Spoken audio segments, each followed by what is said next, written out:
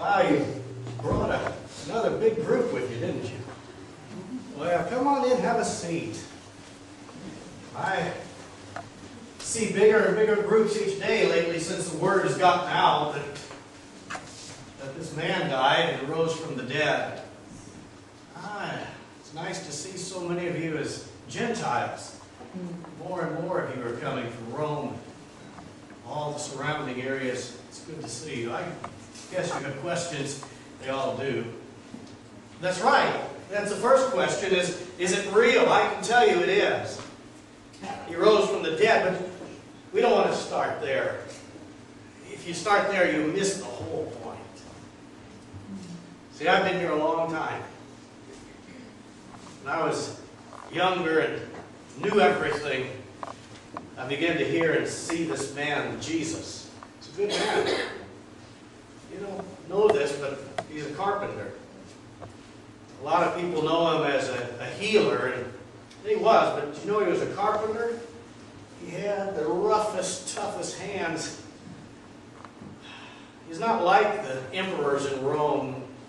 Pretty skin, soft hands, and don't tell him I said this, but more delicate than women. No, Jesus, he was a real man. He walked everywhere, well, except for one final occasion when he rode a donkey. Slept outside a lot. In fact, once he turned one of us away because we wanted all the blessings, and Jesus said, if you're going to follow me, a pillow is going to be a stone.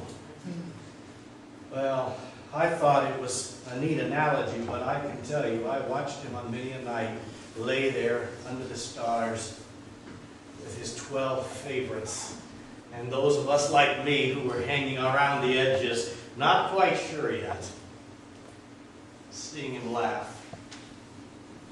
Watching this man cry, hearing words of compassion, except when the religious were around. Oh yeah, the religious. If you've lived here very long, you know that everything runs on religion. We are all working to be good enough for God. Truth is, none of us felt like we were, and we'd go to the synagogues and we'd hear our teachers tell us we need to do one more thing. I never admitted this before. I never did half of the things I was supposed to do. I just couldn't do it. Oh my, just the cleanliness clause. Do you know how hard it is for a working man to just do those things?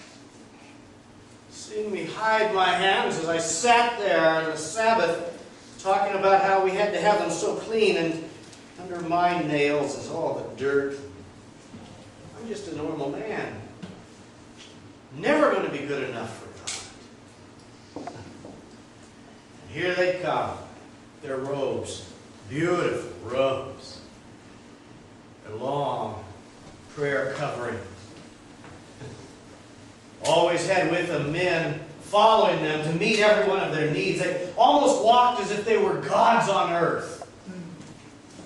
They'd stand on the corners and they would pray, "Oh God!"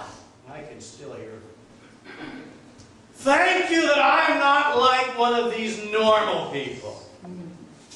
And I used to be impressed, because evidently they tithed off of everything, even the spices in their cabinets. At times I barely had enough spices for my meal. In their prayers, they made us all feel worse. They were so proud of who they were and what they could do, and Jesus didn't seem to care.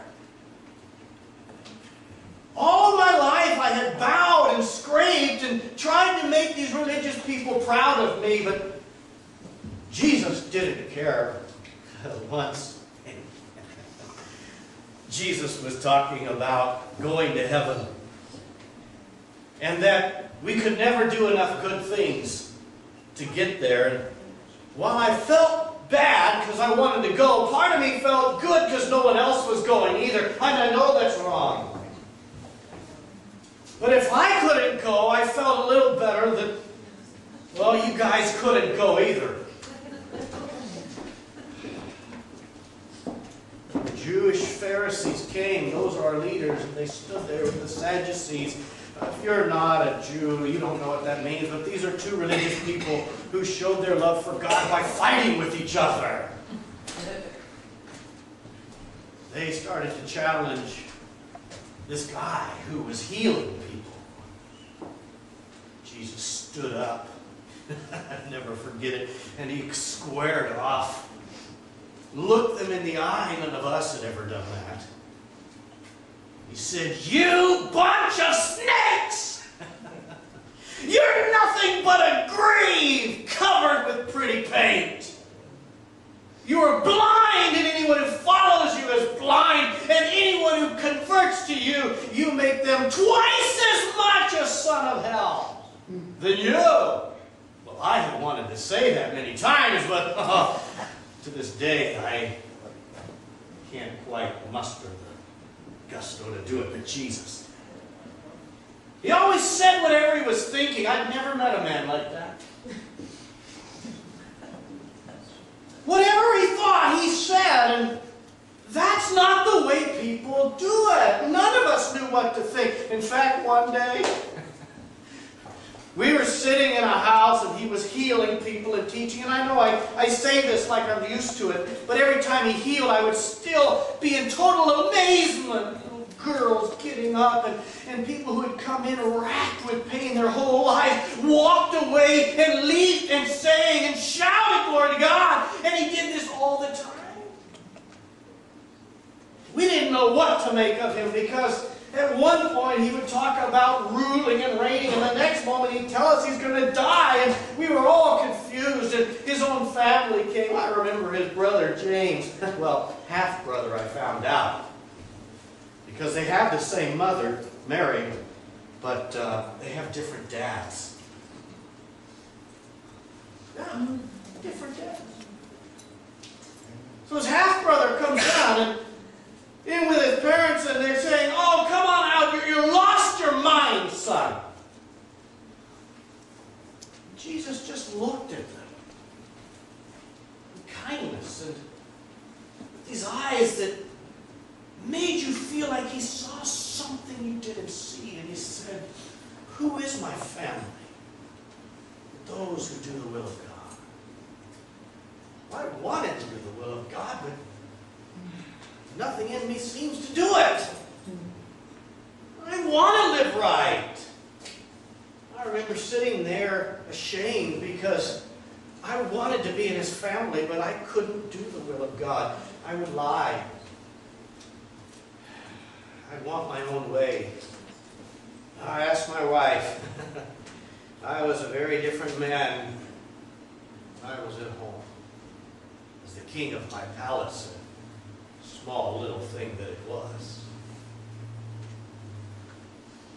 Well, Jesus started to get a little strange. More and more, he started to talk about dying. In fact, once Peter, oh, what a man, Peter. Peter was one of those men that whatever he did, you wanted to do it. He was just a leader. If Peter said, "We're going," we said yes, and we didn't even know where. Just one of those guys. One day Jesus was telling us again he was going to die, and Peter, we were so proud of him. He pulled him aside just like this, and he said, "Jesus, no! Don't be crazy. You won't die." And Jesus looked at him, and he said, "Get behind me, Satan." He started to say some strange things. I have to be honest, I got more and more confused, and I was one of those ones that sort of withdrew. I still wanted the blessings he gave. I remember he gave a fantastic picnic on 2 occasions. We had fish and bread, more than we could eat, and once he even used a little boy's lunch. It was great. I liked that. But there was something brewing